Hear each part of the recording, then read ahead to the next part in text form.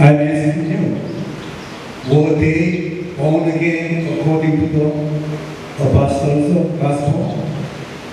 Tatanungin ko kayo, sila ba ay na-born again sa pamamagitan ng gospel? Yes or not? Yes or no? Yes. Yes. Yes. Now let's read Acts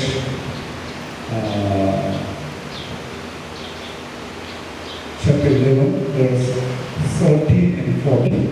So let's read Yes. Acts 11 verse Let's read 13. together. Basahin niyo po.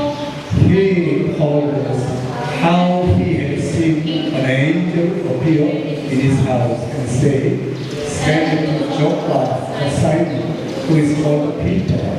He will bring you a message through which you and all your household will be saved." Then the house of Cornelius was not saved before meeting Peter. So, dati ang buong sambayanan ni Cornelius ay hindi pa nakatanggap ng gospel. You understand? After meeting Apostle Peter, they heard the gospel of Jesus Christ and they were born again with water and the Holy Spirit. Saka lamang sila na born again nung nag-preach na si Peter sa kanila. Amen? Do you understand? Then, how should we be saved? How? So then, paano tayo masasave?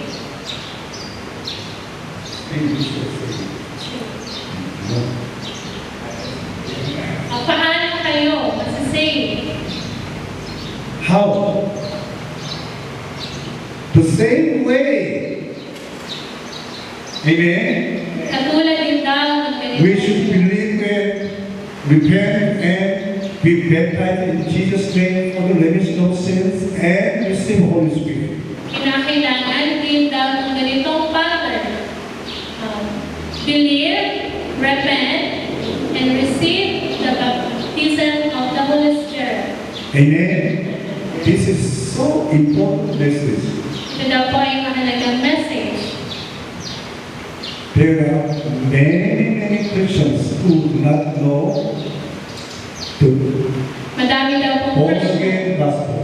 na hindi nakakaalam ng ganitong truth, ang born again gospel.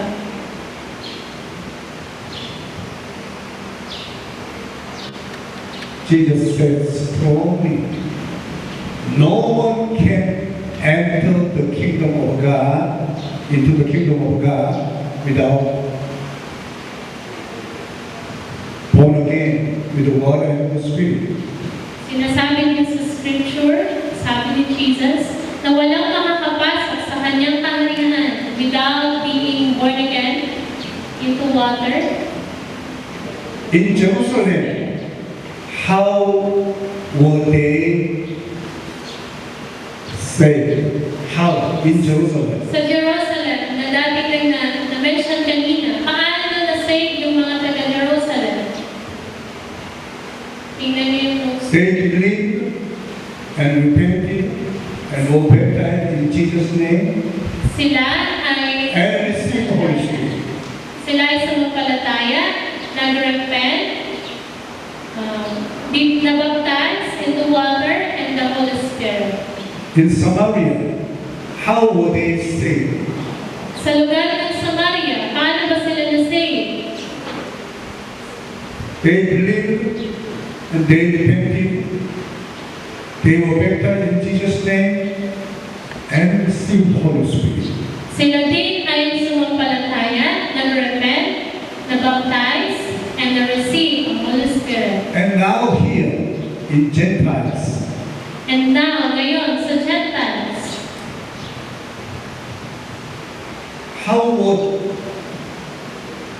how did they have salvation? paano sila nakatanggap ng salvation?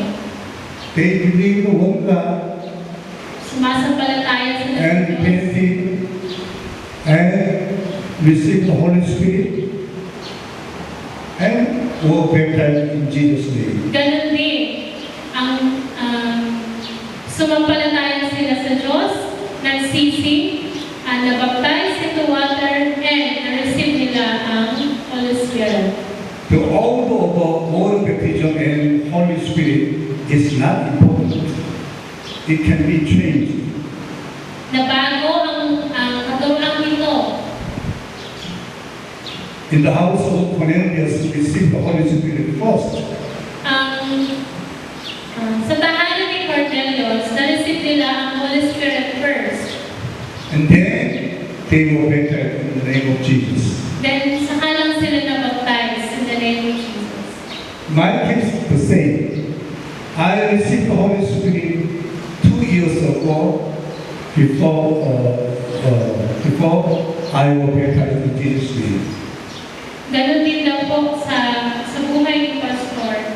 Na-receive din niya ang Holy Spirit first, then na-baptize din siya in water. Why? No one did not teach me. Dahil wala daw pong nagsabi sa kanya ng ganawang katuruan. If I knew, I surely obey. Kung nalaman niya doon pa, talagang susundin niya ang ganitong pattern. But no one did not teach me. Pero walang nagturo sa kanya ng gano'n. And so I could not obey the Bible. So ngayon, kinakailangan niyo sumunod sa pattern ng Bible. Now, you are known apostolic gospel, So born ngayon, again gospel. nalaman mo ang katotohanan ng apostolic gospel at born again gospel.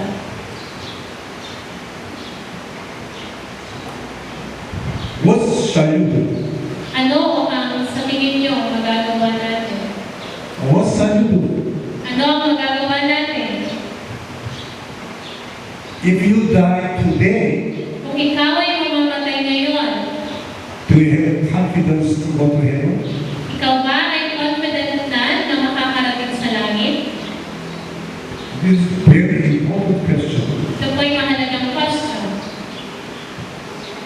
We can die anytime.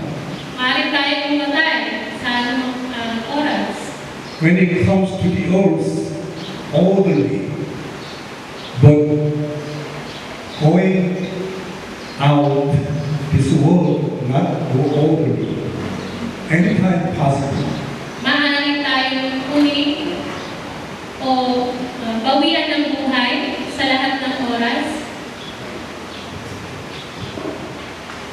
Very important question. If I die today, may I go to, can I go to heaven? Kung ikaw ba ay mamamatay ngayon, makakapunta ka kaya sa langit? But if you born again with the water and the Holy Spirit, then you can say, I can go to heaven according to the Bible. Kapag daw ikaw ay ma-born again and mabaptize into water, ma-receive ang Holy Spirit, surely makakapunta ka sa langit. Amen? Amen? Yes. Jerusalem was saved. Samaria was saved. The Gentiles were saved. The same way. If I were born again the same way, I will go to heaven. Ang Also. Samaria, Jerusalem, and Gentiles ay sumunod o nasundan ng ganitong pattern. At kung susundin daw natin ito ngayon, ganun din, makakapunta tayo sa langit. Amen? And so, we must recognize how precious the blessing of meeting in God's guidance. Kaya kailangan natin ma-recognize kung gaano talaga mahalaga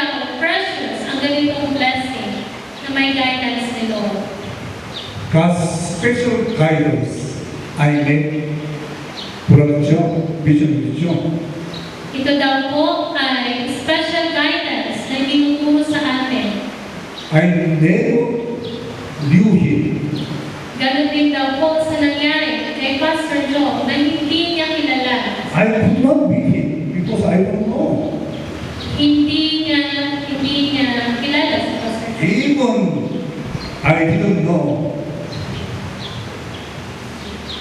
Bicol, where is Bicol? Hindi rin niya alam kung saan banda ang Bicol.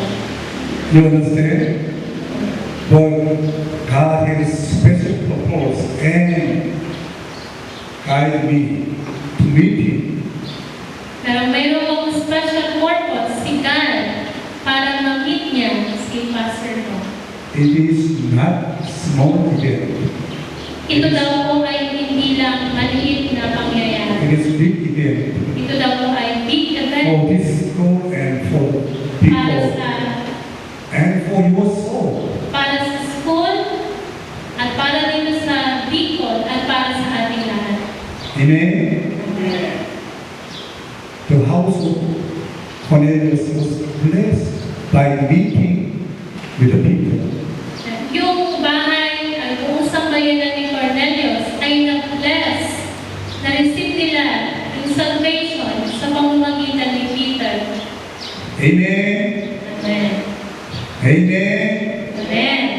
Small. Amen.